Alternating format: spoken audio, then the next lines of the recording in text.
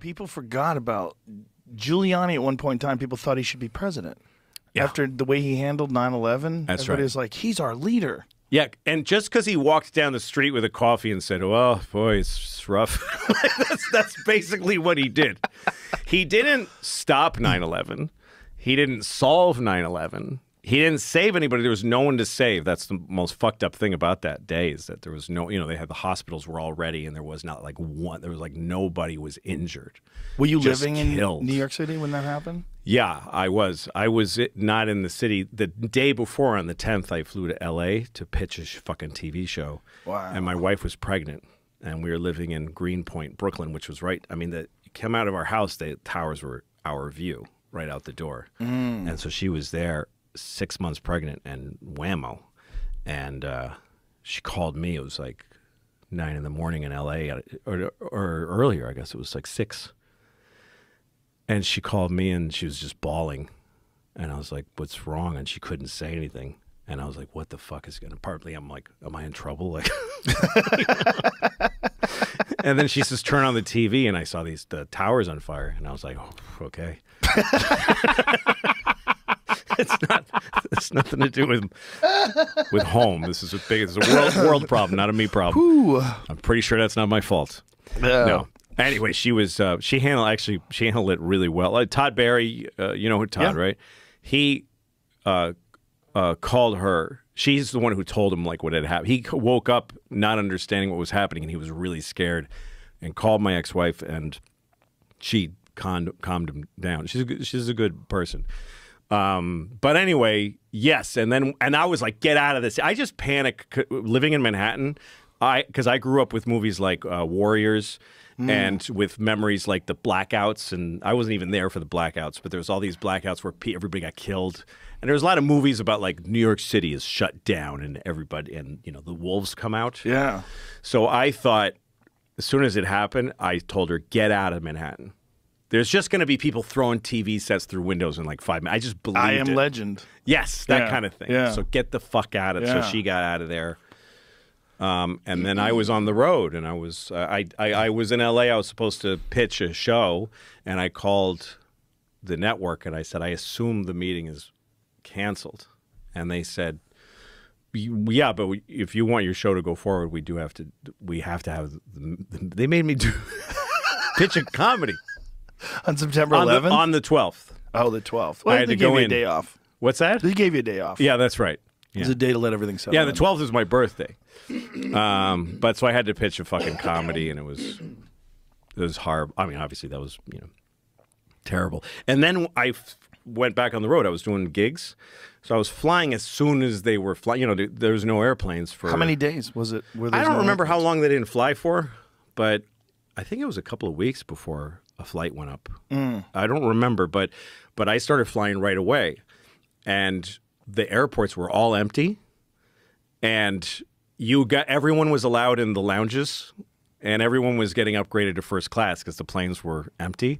And for a while, it was part of the protocol. Before the flight takes off, they used to say they would give you the safety stuff, and then they would say you can use your seatbelt, detaches, you can use it as a weapon. Oh, Jesus! You can use your seat as a shield. And they would telling you that? Yes, they would say this is part of the thing for like the first month after 9/11, and they would say, we're here to protect you, but you have to protect us. They would say that. And there was one flight I took where I was flying first class, like seat 1B. I was right at the bulkhead, and this other guy sitting at one seat across from me, and the captain came out right before the flight, and he kind of squatted between us, and he said, listen, fellas, because it was a red eye. He said, you're the last line of defense, so I need you not to sleep on this flight. Jesus Christ. Yeah. I need you not to sleep on the flight to defend him. Yeah. But of course, there's part of me that's like, I'm a guy, so I'm like, oh, yes, sir. Yeah. I was excited. Yeah, I got asked once by a lady. These two guys were fighting, and they were thinking about removing the guys from the plane because one guy had put his bag above this other guy's seat. And the other guy goes, hey, man, that's for my seat. And he's like, no, it's first come, first serve. Yeah. He's like, no, fuck you. And then they were like, fuck you. No, fuck you. And then the lady had to come in and go, hey, like, I will fucking kick both of you guys off the plane. Yeah. This is before you took off? Before we took off. She goes, do we have an understanding? And they go, yeah. And then she comes to me. She goes, hey, if anything goes down, you're going to help, right? She deputized you? She deputized me. I'm like, okay. I mean, what do you want me to do? Yeah. Yeah. Like, what are the official? Yeah. What am I? What's my directive? What are my orders? If I go back there and smash some guy, am I in trouble? Like, what happens? What am I allowed to do? Yes, you were directed by a company employee, and she has like federal power. I need you to put that on video. Like yeah, that's what I would have done. Say it on my phone. Yeah. Say, go ahead. Yeah. I need to know what's going on. But first of all, I don't know who's right. I mean, this one guy who says it's his seat and it's above his seat, he's kind of got a point. And the other guy's got a point, too. Like, if that's the only space that's open. I don't think it's about who's right. Right. In that situation, it's not about who's right about that. Right. It's about if somebody throws hands. Well, it was about one guy was really douchey about it. Like, he could have been like, there was nothing else available.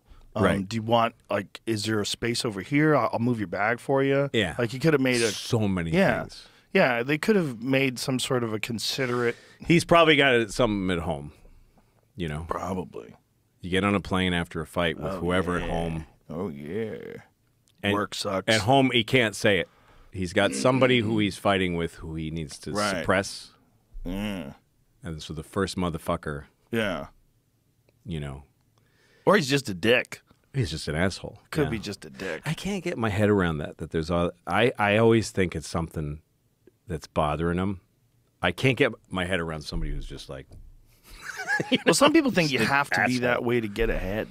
You have to be a dick to get ahead. Like there's people that have that mentality. Right, and there's people that feel comfortable if they can do that. Yeah. They're just comfortable if they can have whatever they want.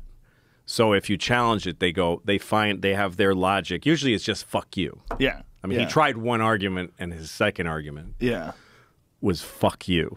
And that some dudes like to just take up that kind of space, you know? Yeah. Just like, this is all mine. Yep. And fuck off. And I'm not. If I do one thing for somebody else, it's going to start chinsing in. So I'm not doing that.